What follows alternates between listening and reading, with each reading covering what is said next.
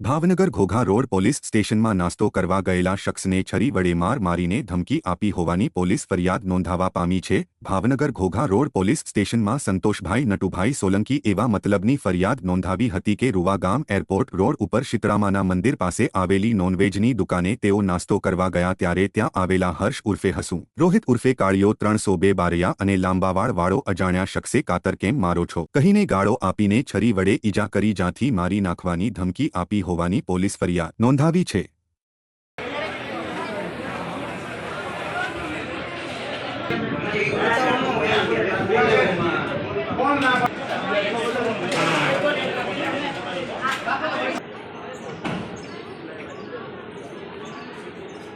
અરે એનો લખેલું હોય ને કયા કયા કરવાના છે।